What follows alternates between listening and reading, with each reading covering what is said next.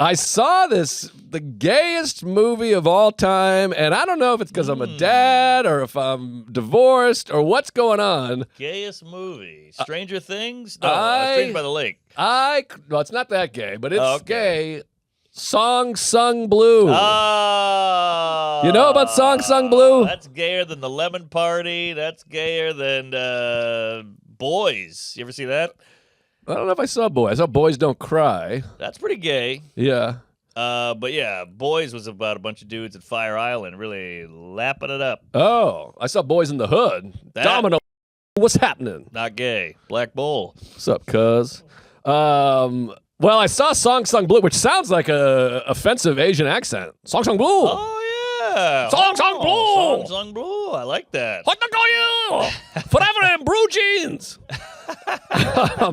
So I went and saw it, and Sweet Caroline.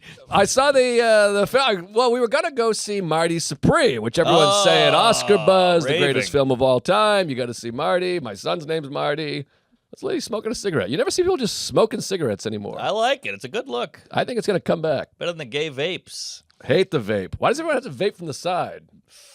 Statutory vape. Well, anyway, so we're going to go see Marty Supreme, but it's 2.5 hours long. My parents are watching the baby, so they're like, I don't want to be gone 4 hours, the whole thing. And it's heavy. And it's heavy.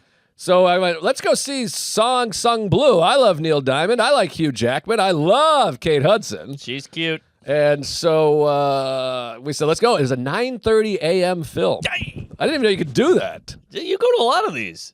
Well, I go to morning, but never 9:30. 9:30 is crazy. That's like basically work hours. You're clocking in at this movie theater. Oh, we clocked in, baby. I'm dying to see Supreme, but I want to hear about Song Sung Blue. We crocked in. Get there. By the way, it was a snow squall. We went to the Randolph Cinema, my old cinema. Randolph. We call it Mattapan. Mattapan. We call it Murder Pan. I think I've talked about this before. Massachusetts, great with town nicknames. I think your son just died. That was a butt plug. We have Mattapan. They call Murder Pan. Sure. And then there's Savin Hill used to be called Stab and Kill. Oh, I love it. But now the gays took over, so now we call it Satin Hill. Also good. Then there's Charlestown is Crime Town. Stoughton is Stochigal. Stochigal, like Portugal? Portugal. It's all Portuguese. I so love you got Stochigal. And then what else you got? Oh, you got Slummerville. Slummerville is another big one. That's a classic. Somerville. And what was the other one I just said? Mattapandolph. You got anything for Southie? Southie's just Southie. I mean, that is a nickname. Oh, I guess that's true. Yeah. It's South Boston? Yeah. Okay. Boy, yeah, Beantown is good. There's something with that region. You're good with words. It's all Irish and... It's a lot of puns and wordplay. A lot of puns, a lot of wordplay, a lot of fun stuff. I'm trying to think of other stuff. Yeah. Well, I went to De La Salle High School, which is a Catholic high school, but it was a big drug, a lot of white kids doing drugs there, and we called it was De La Salle, we called it De La Drug. Deal a drug. Oh, deal a drug. Oh, that's fun. Then there was Dominican, which was all the whores, and we called them Do Men I Can.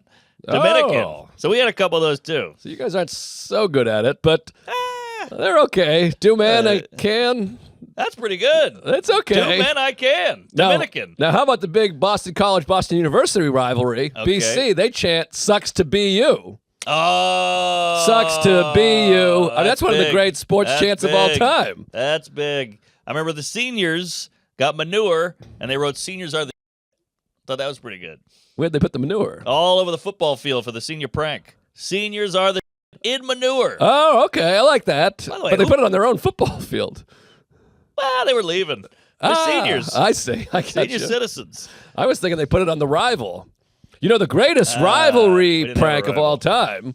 No rival? We weren't that good. Okay. No one thought about us. The greatest trick of all time. Maybe I've talked about this before. I don't know. We've been doing this show for a long time. The Harvard, I forget if it was Harvard did it to Yale. I think Harvard did it to Yale. Okay. This is like in the 50s. Maybe you could look this up, Lex. There was a guy from Harvard. These are smart kids. Sure. Fuck up some smart kids. This Harvard kids, they penetrated somehow the Yale, whatever you call it, production team or the color guard. There's the people that do. The AV, audio, video, people who do.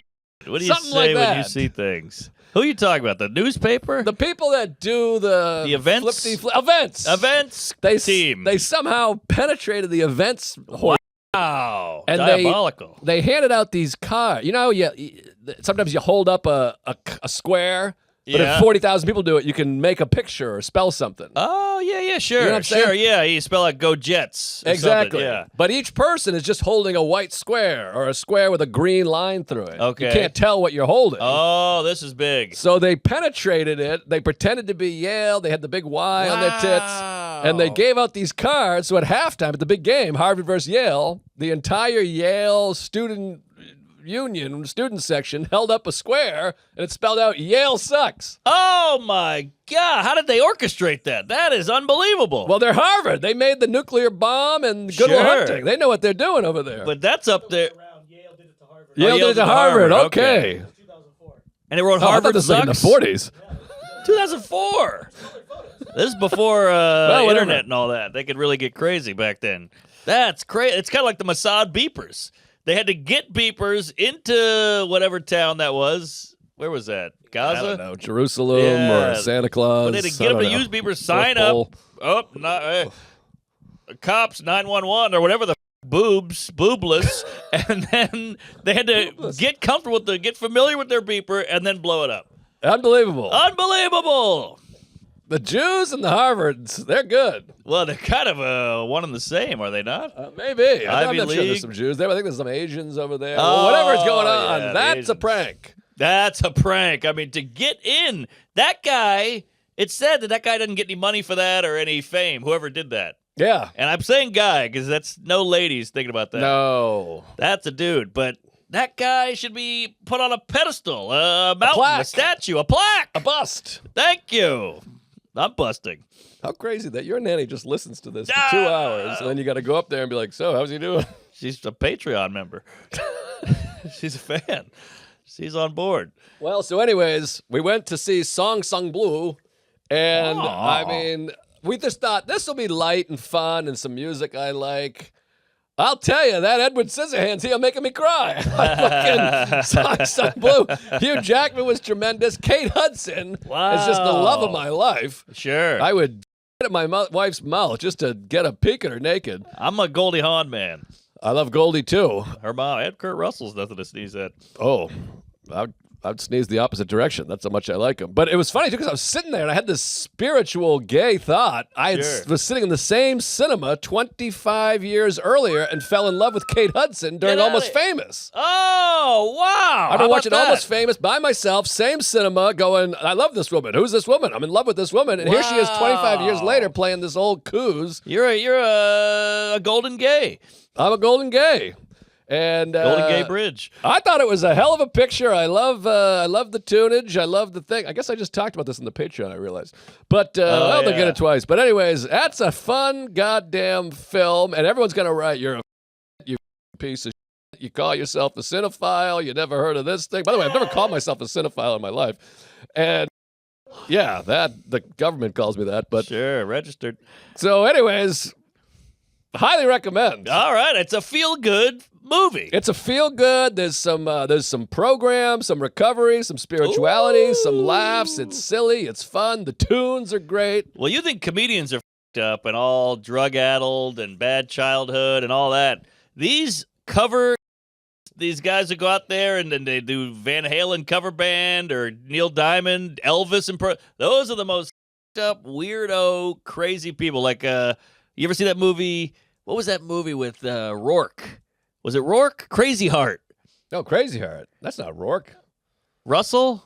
No, it's the other one. That's the Bridges. dude. Jeff Bridges. Jeff Bridges. Won the Academy Award for that film. You know, he's just like this barroom singer guy. Mm-hmm. And he just travels around to bowling alleys and warehouses and back rooms and does these twiddles his thumbs and plays a little tune and a ditty, P. Diddy, and that's how they make a living. Yeah, they're scraping by. They're scraping by. That's what this, I assume. I haven't seen it, but he's an impersonator, right? Oh, they're scraping, yeah. Big time scrape. Crazy Heart. Couple quick thoughts on Crazy Heart. One, one of the great character intros in the history of cinema. Yes. As it opens, he's in an empty bowling alley parking lot. He gets out and he pours out like a Gatorade thing of piss. Yes, yes. So right away, you're like, I got everything about this guy. I love it. And that's what I'm saying. These guys are f***ed up. And then they also have one of the great cuts in the history of cinema where he finishes playing and there's like a kind of a ugly-ish older lady and she goes, woo. And it cuts directly to her in his bed like this. Yeah. And it's perfect. So she good. gives so little. She Yeah. doesn't go, woo! She just goes, woo! I got to rewatch this. It's great. This is great. Now, there's a big major flaw in that movie. Here we go. He loses the baby, and Yeah. that's his big moment. He Sure. loses the kid, the Maggie Gyllenhaal's kid, and he goes, I was drunk when I lost the kid. But they show him, he comes and has like half a drink.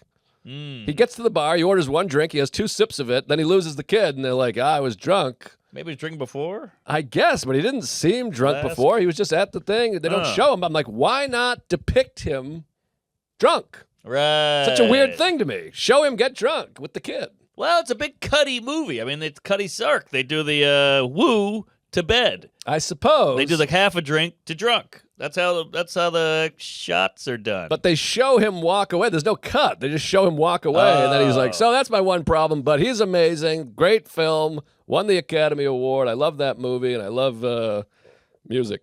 All right. Well, I'm a big Neil Diamond fan, the Jewish Elvis, so I'm on board. But when I was a kid, my parents had a bed and breakfast, a B&B, and so we get a lot of traveling musicians, and I would hang with them like Forrest Gump did with Elvis. Uh-huh. And these Kurt are Russell. Huh? Kurt Russell plays Elvis in Is that right? That's right. That guy was Russell? That's Kurt Russell. He looked like a 20-year-old kid. No, he's out of focus. You can't see him. He's out of focus. Yeah. I didn't know that was Russell. That's Russell. There How you about go. that? Put that in your pipe and blow me. By the way, I don't want to start a war here, but I watched 20 minutes of Forrest Gump the other day. A lot of plot holes in that. Well, yeah, it's magical. It's like a magical movie. It's silly, yeah. It's a silly. A lot of crazy things happen. But certainly, like why don't they all recognize him? Wouldn't this man be a celebrity?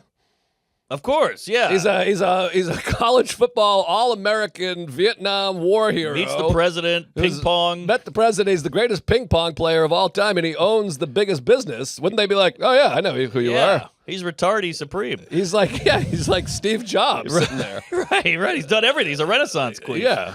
Another weird thing about Forrest Gump I didn't like was, remember the teacher, the mom? Yeah.